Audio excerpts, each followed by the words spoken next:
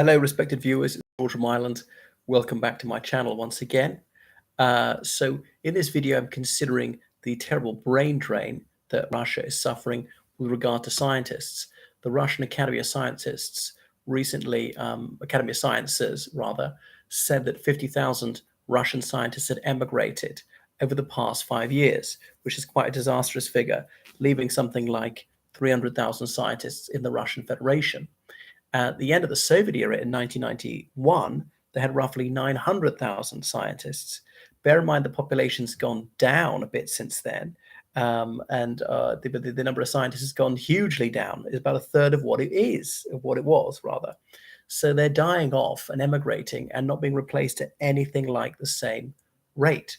So, and the other Russians have emigrated partly due to the war, partly due to general political oppression, poor economic prospects. These are the push factors, the pull factors.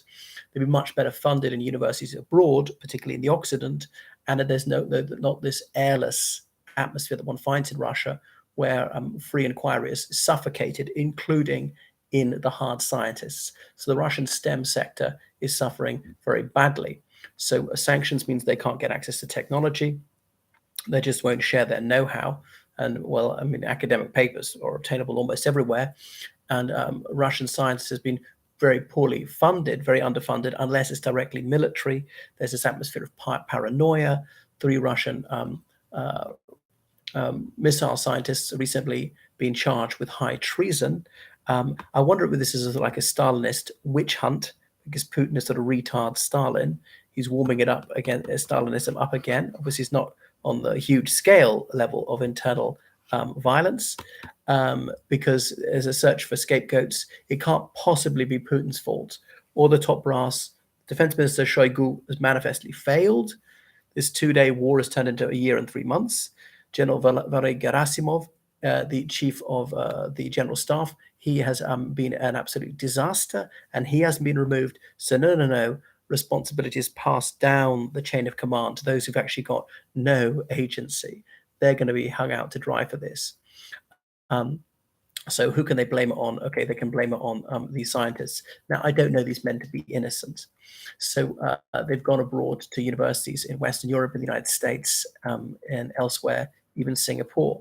So, but it's obviously difficult to get out because 33 foreign airlines have stopped flying to Russia since the war began in February 2022. And obviously the last 5 years, for a couple of years, almost impossible to emigrate because very little international travel was allowed in the depths of lockdown. And but Russian scientists increasingly speak English or other foreign languages, easy to find work abroad.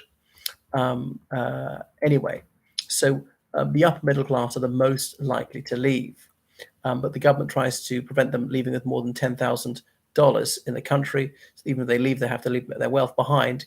Or else they decide they're just not going to leave at all, and $10,000 won't last very long. Can you really set yourself up in the other country? So this is a brain drain. So it's thought that since 2019, as many as 2 million people have emigrated, typically young adults, usually university graduates. A lot of them are business people, are academics, people in creative industries, the people that Russia can least afford to lose. And difficult to replace. Now, Putin has often seen this as a safety valve. It's actually a good thing that the intelligentsia is departing his country because he sees it as the nucleus of a dissident movement, that they're broad-minded, they're plugged into the international system, they don't fall for his propaganda so much, they have media literacy, they may be less likely to be reliant on the states. George, in the Soviet Union conditions were even worse, but progress is still quite admirable. Yeah, in the Soviet Union, because they weren't allowed to leave, by and large. It was the world's largest open-air prison. But the sciences were quite well funded. Academics were, in a way, respected, so long as they toed the party line and they chanted these Marxist mantras. They were all right. About a third of the curriculum in any subject was Marxist-Leninism, even was totally not germane to the subject itself. But going on, so this is only likely to isolate, and often the second raters left behind. And then they're enforcing ideological orthodoxy, even when the subjects should be just objective, when there's really no role for ideology, such as in science, technology, engineering, mathematics. So the FSB, Federalная служба безопасности, the Federal Security Service, as the internal political police charged with oppression, enforcing ideological conformity, and crushing human rights activists, peaceful dissidents are asserting their rights pursuant to the Russian constitution. The FSB has got offices in all sorts of academic institutions, not just scientific ones, historical ones, and things like that. So, as I say, this is Stalinism reheated. So it's just going to speed up. People, anyone working in the tech sector, and these are areas that Putin has repeatedly said that Russia desperately needs to advance in. So this loss of human capital will really be irreplaceable. So it really is cataclysmic for Russia. So there's been for the past 10 years, there's been minimal economic growth. Obviously, they've now gone into recession. I mean, it's actually not that bad, the recession, not as bad as people thought it was going to be. But anyway, how on earth are they going to get out of this?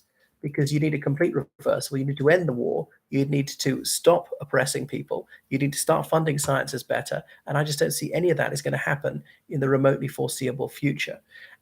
Because Russia's military technology is a generation behind the West. Obviously, they need their scientists all the more to compete in that field, but also in the economic sphere. Engineering, all this leveling up, these big national infrastructure projects not going to be done. Accessing oil and gas, which is more difficult to find. Okay. A carceral state. Oh, good question. Well, there's so many of them. There's obviously a red agent.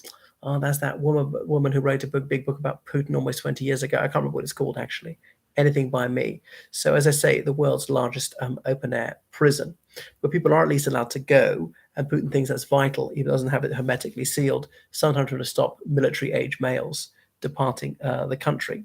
So this is a downward trend. And obviously academics in the humanities, all right, they don't matter that much to the economy, but some of them are leaving the country as well. And so these erudite people are going abroad. And what on earth would ever tempt them back? So it's going to impact on commerce, manufacturing, the hydrocarbon sector, and on things like that. So if they can't get access to Western technology, they're going to have to produce their own in aeronautical engineering. Their missiles aren't fast enough. These Kinjal missiles supposed to be unstoppable. Some of them shot down. The Dagger missiles is at 12,000 kilometers an hour. They're meant to go. Now, the Ukrainians claim to have shot down all 6 of them, which might be a lie, but it's very likely to be at least some of them. And presumably the Americans are not giving their very best technology to the Ukrainians, reserving that they really need it. So, I mean, one American commentator said that's one of the really good things to come out of this war, very reassuring. The United States can actually shoot down some of these Russian missiles if push comes to shove. So these are very negative trends for Russia, redolent of just after 1917, when most of the intellectuals left the country. So it took like a generation to replace them, really. Because they could more easily find work abroad. They had connections, they spoke foreign languages. Even Putin's cheerleader, Yevgeny Prigozhin, has said that Russia is facing a 1917 moment again. But I don't think so. I don't think there's any likelihood of Putin being overthrown. And certainly if he is not by the masses, by the Siloviki, maybe if he loses the war, if he backs down, getting nothing in return, there's a slim possibility that would happen. Thank you for watching the channel. Make sure you follow me on Patreon, donate on PayPal, georgecallahan79@gmail.com. Goodbye.